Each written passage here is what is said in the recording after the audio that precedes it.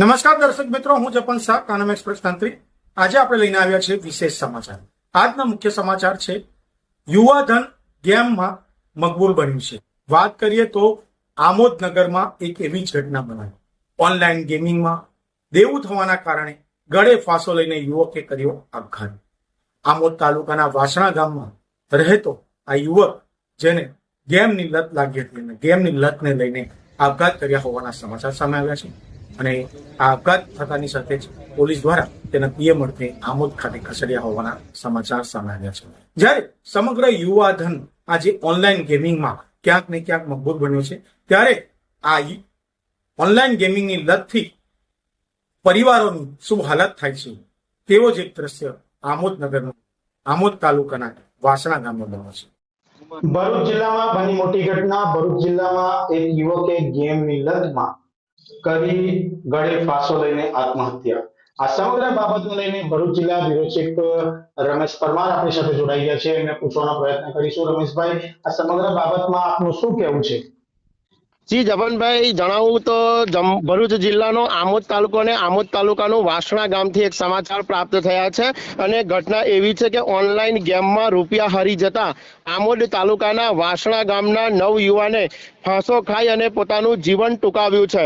કહી શકાય કે 21મી સદી છે, આધુનિક યુગ છે અને 5 ઇંચના મોબાઈલના સહારે માણસ જ્યારે જિંદગી જીવવા ટેવાયો છે, ત્યારે વાસણા ગામના 21 વર્ષીય યુવાને ઘરમાં લોખંડના એંગલ સાથે દોરડું બાંધી આત્મહત્યા કરતા સમગ્ર ભરૂચ અને જંબુસર પંથકમાં ચકચાર મચી જવા પામી છે.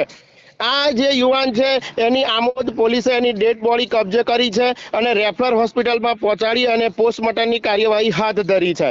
આમોદ તાલુકાના વાસણા ગામે રહેતા રાહુલભાઈ રાજુભાઈ વસાવા, જેની ઉંમર 21 છે, કરજણ ખાતે ખાનગી કંપનીમાં નોકરી કરતો હતો. જેની મોટરસાયકલ બગડી ગયેલી હોવાથી તે નોકરીએ ગયો ન હતો અને આજ રોજ સવારના સમયે ઘરમાં માતા પિતા ખેતરે ગયા ત્યારે ઘરના છતના ભાગે લોખંડની એંગલ સાથે દોરડું બાંધી ગળે ફાંસો ખાઈ આત્મહત્યા કરી હતી.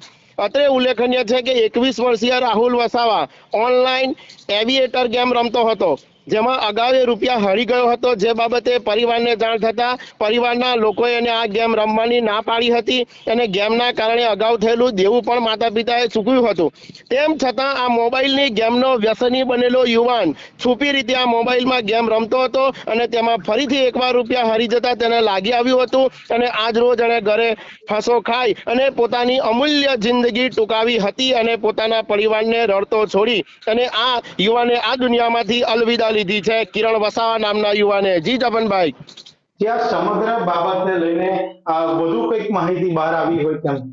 અત્યાર સુધી તો આનું પ્રાથમિક કારણ એ જ મળ્યું છે કે યુવાને લોખંડના સળિયાએ ફાંસો ખાઈને પોતાનું જીવન ટૂંકાવ્યું છે અને એની dead body Amod referral hospital ખાતે ખસેડી આમોદ પોલીસ કાયદેસરની કાર્યવાહી કરીને તપાસ ચલાવી રહી છે. જપનભાઈ, જેમ રમેશભાઈ જણાવ્યું કે રમેશભાઈના જણાવ્યા અનુસાર એવિએટર ગેમ રમી અને પહેલા રૂપિયા હારી ગયેલો હતો. ત્યારબાદ તેઓના પરિવારજન અને ત્યારબાદ તેઓએ ના પાડવા છતાંય પણ આ ગેમની લત ચાલુ રાખીને ત્યારે આખરે દેવું થવાના કારણે ક્યાંક ને ક્યાંક તેઓએ આત્મહત્યા કરી હોવાના સમાચાર સામે આવ્યા છે. ત્યારે આ સમગ્ર બાબતને લઈને યુવાનોએ અને પોતાના મા બાપે પણ પોતાના બાળકો અને તેઓ કઈ પદ્ધતિમાં શું કરે છે તેના પર નજર રાખવી જોઈએ. આજે એક માતાએ પોતાનો પુત્ર ગુમાવ્યો છે, એક બાપે પોતાનો પુત્ર ગુમાવ્યો છે. નવ યુવાન જ્યારે પુત્રનું મૃત્યુ પામ્યું ત્યારે સમગ્ર પંથકમાં શોકનો માહોલ જોવા મળી રહ્યો છે.